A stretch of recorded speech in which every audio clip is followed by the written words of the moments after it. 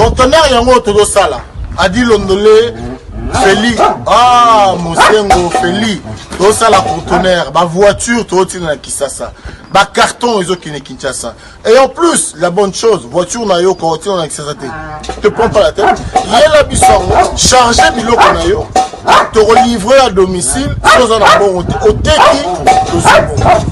C'est parti Bolanda tout ce qu'on a biloko soyo eza bilongo eza figuré na équipe de France biloko moya sika na milieu ya matinda ezate eza biloko to annonce la longtemps des années mais à un certain moment il y a les cabao tous les cas tout s'est rattrapé pour changer la réseau de connexion donc il y a yango eza en live mon plaque à Bruxelles au différent de la 11 verse facilité tu remarqué qu'il y a un réseau ya matinda ba ma ebele baza ba difficulté masa opé car bien abundi a charger comme à la Afrique masa na car charger 207 na yeke narati ozana car na voiture chaba bilokos na kati ke narati oye to sali ba papier to sali 30% voiture est comme na Congo ngana fretant na conteneur tanga oteka ngana teki na longo li fret na ngana pourcentage yo ju le reste na yo.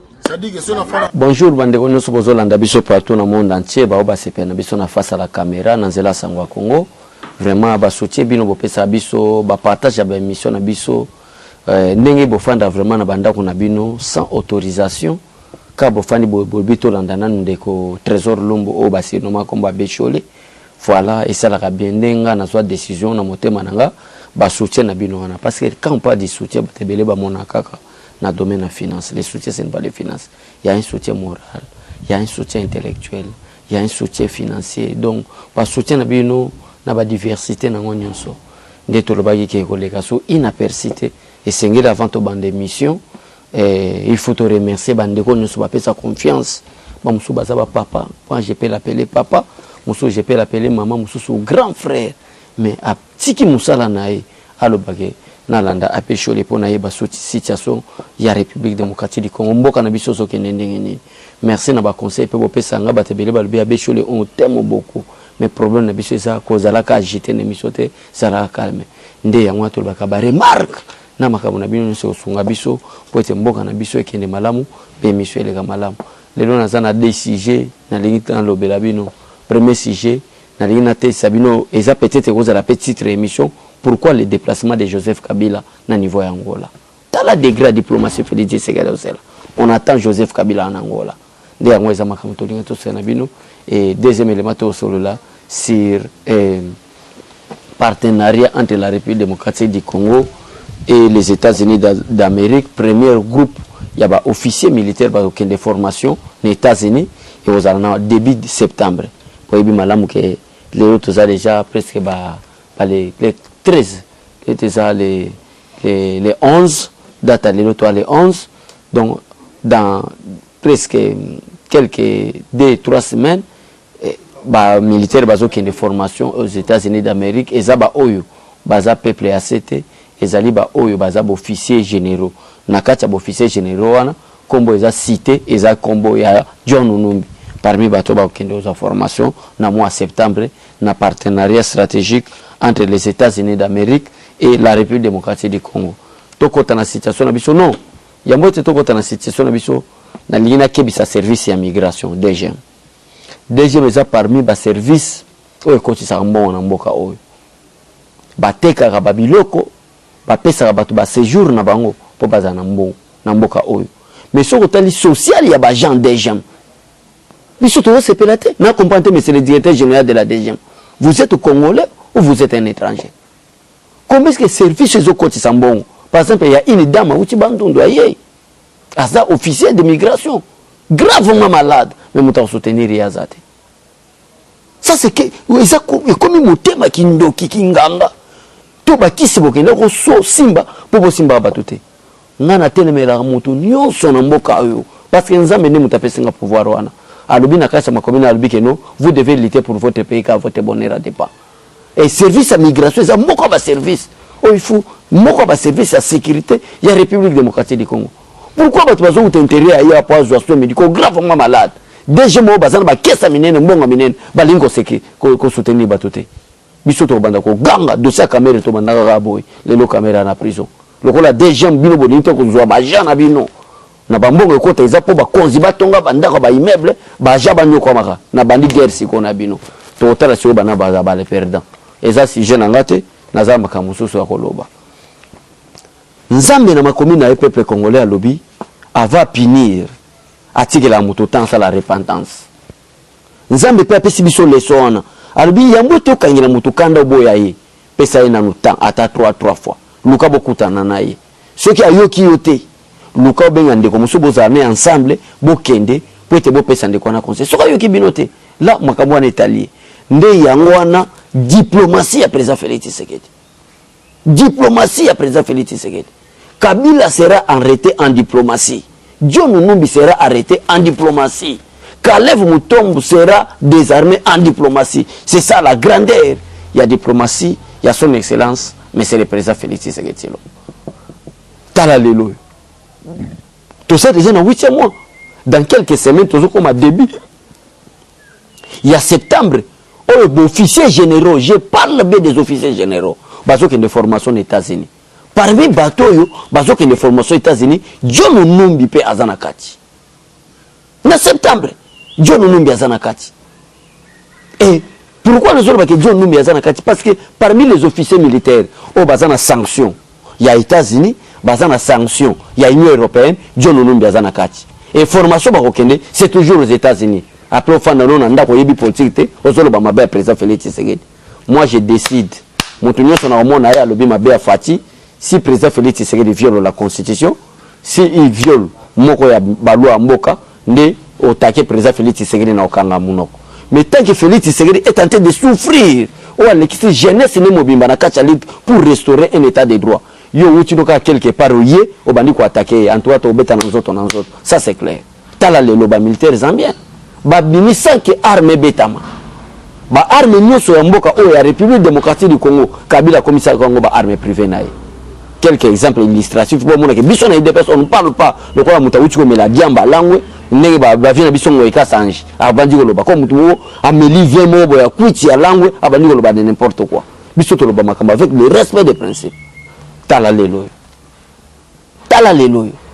mon frère mes frères congolais mes sœurs congolaises partout dans le monde de place boza nzamba tinda batunyo so bazala ba leader te nzamba tinda batunyo so bazala ba président depuis le Congo et Congo ça c'est le meilleur président na découvrir na Mokina Congo c'est président Félix Tshisekedi kasavu bazoi mo atawana 5 ans parce que ba belge ba timo économie mo bien il faut qu'on s'apparle de ça nda kuti mo eloko wana mais Félix Tshisekedi kuti rien mais atie gratuité enseignement Kabila qui atiki enseigner na salaire à 95 000 francs congolais Félix Tshisekedi a le but remontada $245 c'est ça le problème et l'ogo zo boma congolais mungala lingi mungala or que mungala o alingi mungala alingi de Jean-Pierre Bemba so otali gesto Jean-Pierre Bemba moni que c'était un aventurier otali gesto Matefa c'est un escroc politique au Soland il n'y a que non à la personne du président Félix Tshisekedi on zamba tindel biso to soutenir on est allé dossier to kota vraiment na dossier na biso quelle est la mission que Joseph Kabila va faire à l'extérieur du pays lobby kana basangwa ko on a face à la caméra na yebisa bino abike ba étudiant na peuple congolais bagangi balobi président Fati kanga Kabila to senti ko bongisa mboka bomona ki réaction à président Fati alobi na yoki bino na mikolo koya mikolo koya ngo mbala moto sotuki invitation ya Lorenzo qui est le président angolais qui appelle Joseph Kabila pour que Joseph Kabila zala na niveau ya Angola est-ce que ndenge Joseph Kabila kobima akozonga c'est pratiquement impossible donc to comme na téléchargement il y a 95%. Tala degré nazo bisabino que diplomatie na mboka peuple congolais ba obandima biso osomona na pesa exemple mo boy na lobaka Yesu kuta mwana nzambe ayina mokili awa bato baboyi pata bito sepeli na yote to boyiyo pourquoi yo pesa biso bolamu et bon ngana na posa te mutu nyonso andima Félix Tshisekedi nana posa te mutu nyonso te to na posa te parce que Félix Tshisekedi seul politicien seul président qui a oyo azana majorité peuple congolais derrière lui mais nous voulons parler quand vous attaquez une personne ça c'est comme un conseil na bandeko peut-être ba accompagner ma compte attaquer quelqu'un s'il a violé l'un des principes si des principes ne sont pas violés pourquoi vous l'attaquez tala lelo Joseph Kabila en Angola est-ce qu'il kozonga parce que voyage les a préparé ça je vous dis la vérité voyage les a préparé ba bengi c'est sur l'instruction des États-Unis d'Amérique qui coopère maintenant avec la République angolaise. Peuple congolais, bobo sanelo mote. Et là on a vu sabino bilo bobo sanangote. Ezali nini? Ezali la République rwandaise. Bazali qui place aux États-Unis à qui base militaire na bango. Ce qui lelo afdel bazwa qui tant na pouvoir ya kobengana Joseph Mobutu na pouvoir parce que Bill Clinton qui était à l'époque les années 97 là le président des États-Unis d'Amérique a financé qui Rwanda azwa ki kutu omije na ye akiko chango na kacha Rwanda nde na mission na bango pour balkaniser la République démocratique du Congo nde bazui nini cop ba PC Rwanda luka congolais moko po olongola guerre d'agression comme une rébellion, il y a bateau bazo revendiquer makambo lobama kana conférence nationale souveraine pour être Mobutu à respecter kangote. Si Afdel bayo comme mboka. Mais depuis que Donald Trump est à la tête des États-Unis d'Amérique comme garant de la nation, comme président des États-Unis d'Amérique, il y a maintenant une coopération entre la République démocratique du Congo et les États-Unis d'Amérique, Moutamemi parce que coopération stratégique, partenariat stratégique. Moutameni partenariat c'est président Félix Tshisekedi. Les Américains ont la base militaire na bango, ils ont un niveau à Rwanda, ba memi en Angola. Et aujourd'hui en Afrique, base militaire aux Américains battent la motema, et la base militaire à Bangolais. Et la diplomatie en Afrique est entre l'Éthiopie et la République angolaise et les États-Unis d'Amérique. Maintenant, c'est Lorenzo maintenant qui appelle Joseph Kabila. L'invitation est déjà là. Dans quelques jours, Kabila sera en Angola. Est-ce qu'il y a des sources? Ne bloquez pas avec la diplomatie. Félix Tshisekedi ne joue pas. Félix Tshisekedi est en train de travailler. C'est à vous qui voulez de jouer. Est-ce que vous avez la place Mboka na biso outi? Mboka ou outi place au batba konyo kwama. Mboka outi place oyo ba respecta ba valeur te. Mboka outi place oyo bato ba plus fort konyo ko la batamiki. Et c'est Félix Tshisekedi a équilibre. Est-ce que vous comprenez ça? Donc, peuple congolais, tu as l'impact, il y a diplomatie, il y a président Félix Tshisekedi. Pour les un groupe à Batou. Ce que les gens ont la mouka. Félix Tshisekedi ne gère pas. Félix Tshisekedi ne travaille pas. Félix Tshisekedi ne fait absolument rien. Mais les gens sont tous les Batouana. Dans le domaine de la justice. À l'heure actuelle, dans le domaine de la justice, le directeur de la trésorerie de la DGDA, Kassindi, ainsi que son adjoint, ont été mis sous mandat d'arrêt provisoire.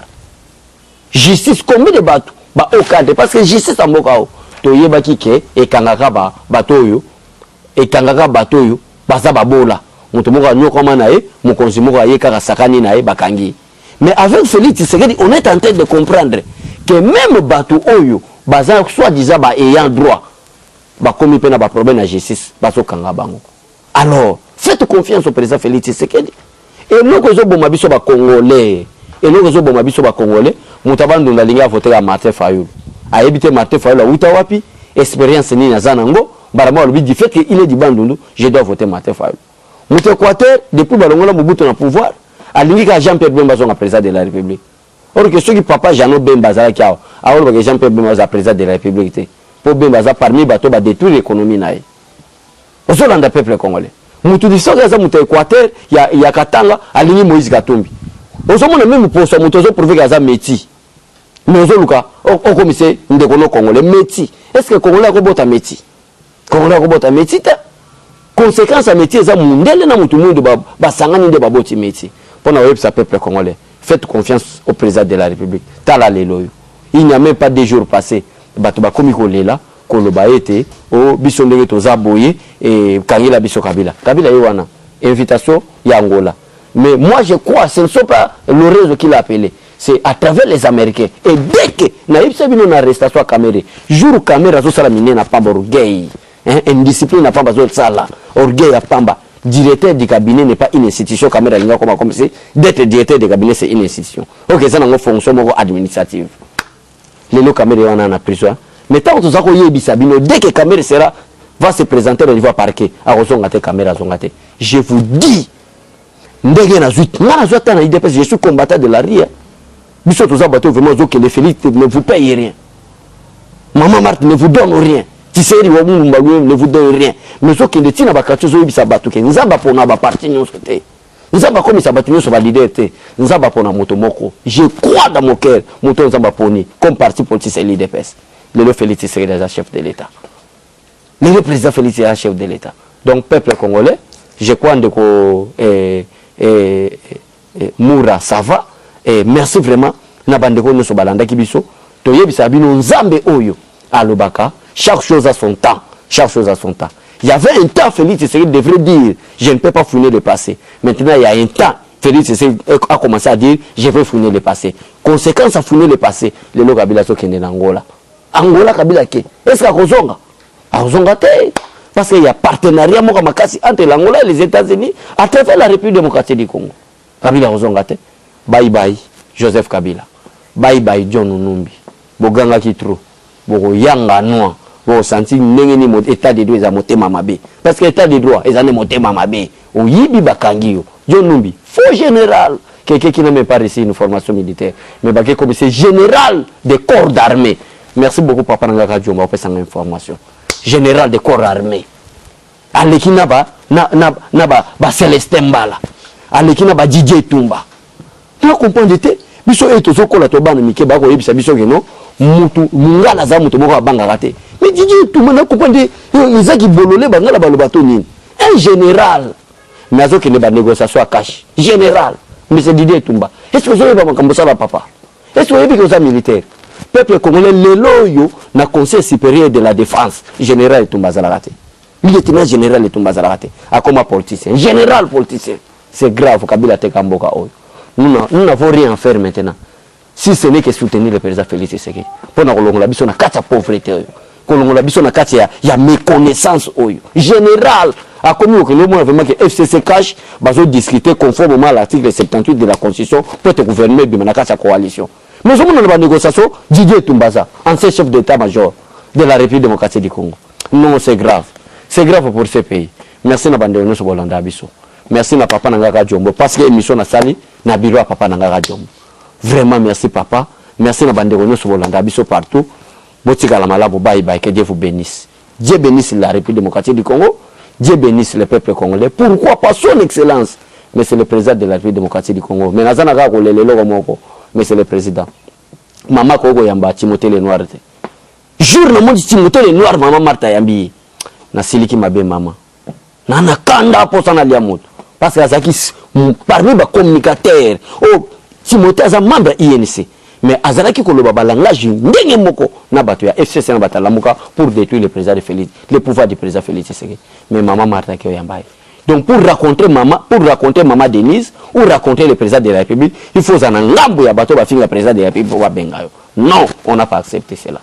On ne peut jamais accepter cela. Et je mets en garde service à des gens et Seigneur Bozo bateau na bino na soins médicaux.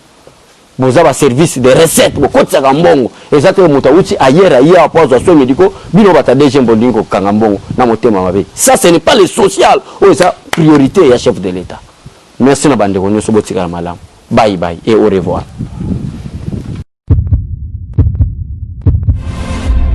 Eshima, votre magazine qui bat au rythme de l'actualité. Retrouvez la nouvelle édition. Exclusivité. 60 ans après l'indépendance, État de droit sous le leadership de Félix-Antoine Tshisekedi.